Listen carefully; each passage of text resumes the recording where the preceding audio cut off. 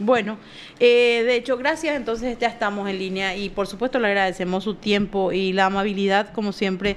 Doctor Jean Paul López está con nosotros, el magistrado Lucas. Ujú. Y bueno, queremos hablar un poco de la situación, por lo menos la que a él le compete, ¿verdad? Y la situación de estas 7 personas con libertad mudatoria que se resolvió hasta ayer. Hoy, ¿cuál es la situación, doctor? Buenas tardes nuevamente. Hola Marta, ¿qué tal Lucas? Buenas tardes Buenas para tardes, ustedes, doctor. para toda la audiencia. Bueno, en el transcurso de estos días se han determinado en varias revisiones de medidas cautelares que fueron señaladas, algunas de oficio, otras a petición de parte, en el cual se ha, digamos, desvirtuado, porque esa es la palabra correcta, se han diluido el peligro de fuga y el peligro, digamos, a un acto concreto de la investigación, el peligro de la obstrucción. Entonces, de esta manera se han, digamos, desvirtuado y desacreditado el 243 y 244. A raíz de ello, el juzgado, tomando en consideración que la prisión preventiva es de carácter excepcional, ha concluido que la medida cautelar propia o propicia para esta etapa y con relación a los imputados, tomando especial consideración las circunstancias del caso jurídicamente hablando, eran las medidas alternativas con ciertas restricciones. Doctor, ¿y de cuántas personas se decretó entonces hoy la libertad moratoria finalmente? Entiendo que 18 personas comparecieron hoy en tu juzgado, o sea, por medios De telemáticos, las ¿verdad? 18, el día de hoy fueron dadas en libertad 12 personas. 12. ¿Y de los demás entonces, doctor, se mantienen en la prisión?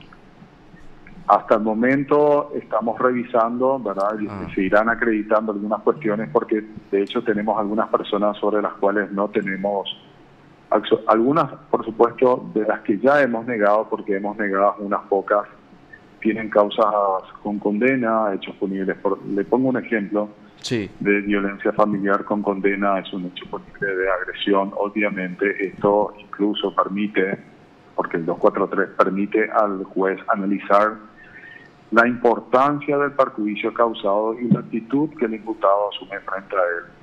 Seguidamente a ello, también el 243 establece el comportamiento en otro caso anterior del que se pueda inferir razonablemente la falta de sujetarse a la investigación o someterse a la justicia penal, dice el código. Y en ese sentido tenemos que efectivamente una persona que ya cuenta con condena anterior por hechos, vamos a decir, de agresión, no es una persona que actualmente pueda satisfacer con una medida menos gravosa, porque la finalidad de la medida cautelar es la sujeción del sujeto, o sea, del imputado, a las resultas del proceso. Esa es la finalidad genuina de la medida cautelar, no de una pena anticipada, Claro. sino de la sujeción. Entonces tenemos unos pocos rechazos, la mayoría ya han sido concedidas y estamos revisando otras tantas. A la fecha de hoy, estadísticamente, Lucas, te puedo decir, Sí, doctor. a ver, creo que tenemos 42 libertades ya. 42 en un principio creo que 46, doctor, habías dictado De la prisión, ¿verdad? 62, de 62, Ah, 62, claro, 40 62. Mm, son 20 los que aún permanecen privados de libertad.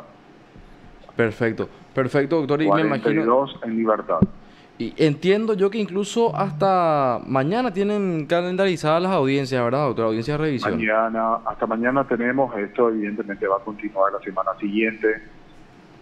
La medida cautelar es de carácter dinámica. Ujú. Según las circunstancias del caso pueden ir siendo modificadas, suprimidas, rectificadas, ampliadas, y de esa manera la tendencia es lógicamente a una menos gravosa.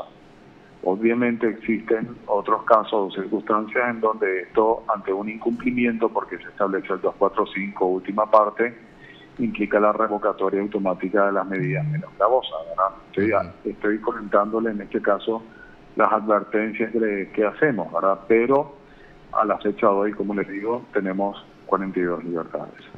42 libertades, doctor. Perfecto. ¿Y a esta hora se sigue realizando las audiencias de revisión, doctor, o ya concluyeron por hoy? No, estamos resolviendo. Estamos resolviendo. Finalizando todo.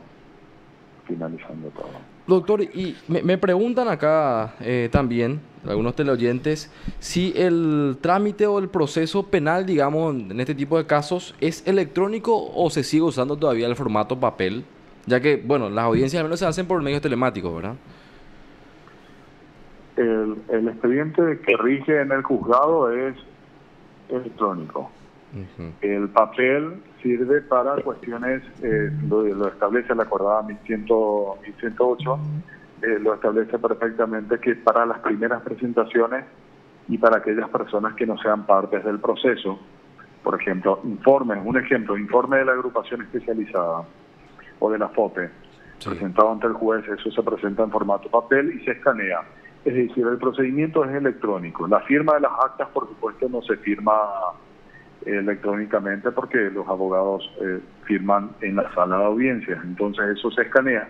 Finalmente todo es electrónico, pero algunas presentaciones que no tienen usuario parte, le llamamos, se presentan, digamos, en soporte papel. Pero el trámite, finalmente te respondo, el trámite es electrónico, todo es electrónico. La litigación es electrónica. Perfecto. Y bueno, me imagino que esto también agiliza a su vez la tramitación en este tipo de casos donde tenemos más de 60 imputados incluso, doctor. Totalmente, Lucas. De hecho, yo te comento, cuando se elabora una resolución judicial, de esto inclusive podemos hablar todo un programa, pero te digo aquí en síntesis, cuando se elabora una resolución judicial, en el sistema se afecta a Lucas Saracho, por ejemplo, por tal hecho punible, y se afecta la medida otorgada. Es decir, al hacer clic ahí, directamente en el sistema que está integrado, por decirte, en el caso de una barrera, por ejemplo, el día de mañana, tendrá la información veraz, ecuánime, la policía, de que fulano de tal se encuentra con una medida sustitutiva, por ejemplo. O que tiene una restricción horaria, o que tiene una prohibición de portar armas, por ejemplo, ¿verdad? Cualquier tipo de arma, sea corto o punzante o cosas como esas. Entonces, la información es instantánea y eso ayuda bastante, tanto a migraciones como Policía Nacional, que en este caso es lo principal, ¿verdad? Porque también hay prohibición de salida del país y, por supuesto, las otras reglas de conducta que deben estar, digamos, registradas en el sistema. Bueno, doctor, ¿le podríamos hacer una preguntita nada más? Porque el día de la declaración del señor Payo Cubas, y obviamente esto hasta ahora sostienen sus abogados, decían que obviamente esta audiencia no había concluido y que eso no se puntualizó en el acta, debido a que precisamente usted recurrió al medio telemático para tomar la declaración del imputado. Te comento. Buen punto. Los medios telemáticos surgieron, la génesis de los medios telemáticos, como se quiso plantar ahí, la génesis de los medios telemáticos, la implementación para las audiencias, es por cuestiones de seguridad y logística. Esto no nació a consecuencia de una pandemia, ¿me entiende? Entonces tenemos una ley anterior a la vigencia de la pandemia. Y la génesis de esto nació a raíz, recuerdan el caso Zamora, la emboscada, la liberación de presos y la muerte sentida del comisario principal Ferrari, ¿recuerdan ustedes? Sí.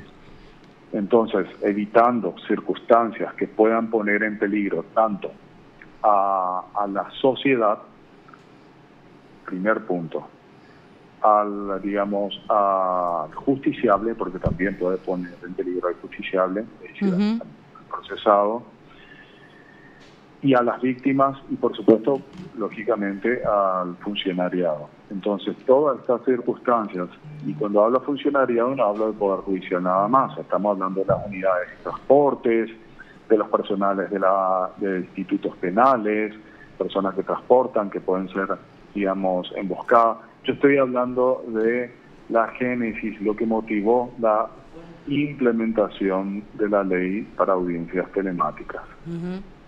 O sea que esto de ninguna forma desvirtúa la legitimidad del proceso que usted en este sentido eligió por claras medidas de seguridad con respecto al señor Cubas. Totalmente, totalmente. De hecho, los tipos penales penalmente criticados en un inicio, por supuesto rige el principio de inocencia, pero el juez debe ponderar y evaluar cuáles son, y los tipos penales permitían y hacían necesaria la audiencia de tal forma que se pueda asegurar no una persona, no al juez, en primer término a la sociedad, a los funcionarios que trasladan, sean policías o de institutos penales, al justiciable mismo, y por supuesto a todas las personas que están en la línea, digamos, de elaboración de una decisión judicial. ¿Me entienden? Sí. Bueno, y eso queríamos... A esto le puedo sumar lo siguiente. Sí.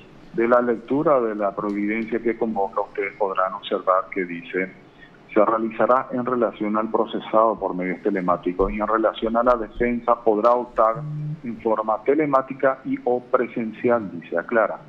Habiendo tenido dos abogados, uno podía optar, porque eso es opcional, no se le puede imponer, es opcional. Uno podía estar asesorándole a distancia, en forma, o sea, digamos, presencial en el lugar de reclusión, y otra persona en el tribunal. No estaba eso, se le dio todas las garantías, se le dio todas las oportunidades, ¿verdad? O sea, claramente se hizo lo que establece en la norma y se encuentra, digamos, ajustado a todo eso, doctor. O sea, no podemos hablar a estas alturas de que haya existido algún vicio, digamos, que pueda, digamos, acarrear alguna nulidad o alguna revocatoria en tribunal de apelación, ¿verdad? Por eso es lo que cuestiona también la defensa de que se haya hecho por medios telemáticos, al menos en el caso de Payo Cubas, la audiencia de imposición de medidas, doctor. Se ha cuidado en respetar el debido proceso y todas las garantías constitucionales, como en todos los casos se debe hacer. Con toda la deferencia que implica el trato al justiciable. Bueno, doctor, teníamos esa duda y por supuesto que era oportuno que la aclaráramos puntualmente con usted, pero bueno, como siempre muy amable, yo creo que quedó bastante clarita la posición del magistrado. Y bueno, muchísimas gracias por esta información y vamos a seguir mañana entonces la prosecución del resto de las audiencias con respecto a los demás manifestantes, doctor. Quedo atento, muchas gracias. Gracias, doctor. Muy amable. Usted está escuchando PDS. Y escuchaban así también al magistrado Jean-Paul López. Sí. Jean-Paul Belmondo le dijo Payo Cuba en medio de su histeria. ¿Qué caso? ¿Qué escena tuvo que soportar el doctor ese día en la audiencia de imposición de medida, por más de que se haya hecho por medios telemáticos? Los improperios por parte del ex presidenciable no faltaron.